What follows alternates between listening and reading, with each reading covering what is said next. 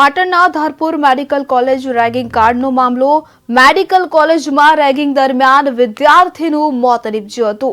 આરોપીઓને 14 દિવસની જ્યુડિશિયલ કસ્ટડીમાં ધકેલવામાં આવ્યા છે, તો જામીન માટે અરજી કરનાર 7 આરોપીના જામીન નામંજૂર કરવામાં આવ્યા છે, તો 15 આરોપી વિદ્યાર્થીઓને સુજનીપુર સબ જેલમાં ધકેલવામાં આવ્યા છે। તો જામીન માટે અરજી કરનાર 7 આરોપીના જામીન નામંજૂર કરવામાં આવ્યા।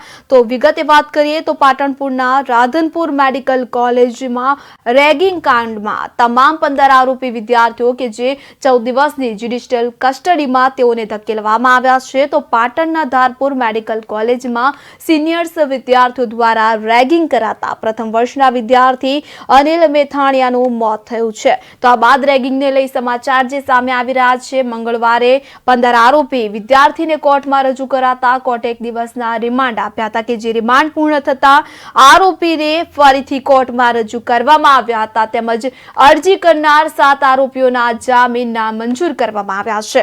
તમામ 15 આરોપી વિદ્યાર્થીઓ કે જે 14 દિવસની જ્યુડિશિયલ કસ્ટડીમાં તેઓને ધકેલવામાં આવ્યા છે અને તમામ 15 આરોપી વિદ્યાર્થીઓને સુજનીપુર સબ જેલમાં ધકેલવામાં આવ્યા છે।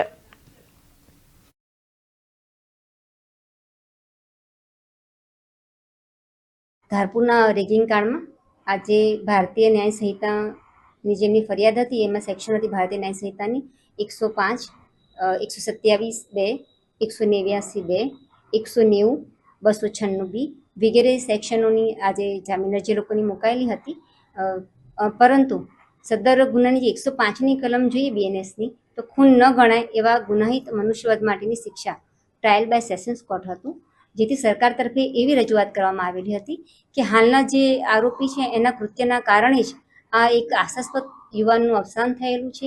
જે સંજોગોમાં નામદાર કોર્ટે પણ એની ગંભીરતા જોઈ જામીન નામંજૂર કરવા જોઈએ, તેમજ સદર ગુનો 10 વર્ષની સજાનો તેમજ ટ્રાયલ બાય સેશન્સ હોય આ સંજોગમાં પણ સદર જામીન અરજી નામંજૂર કરવી જોઈએ એવી સરકાર તરફે રજૂઆત કરવામાં આવેલી હતી। અને આજે નામદાર કોર્ટે સદર ગુનાની ગંભીરતા જોઈને સદર જામીન અરજી, જેમાંથી 15 આરોપીમાંથી 7ની મુકાયેલી હતી, જે 7એ 7ની જામીન અરજી આજરોજ નામદાર કોર્ટે નામંજૂર કરી છે। ધારપુરના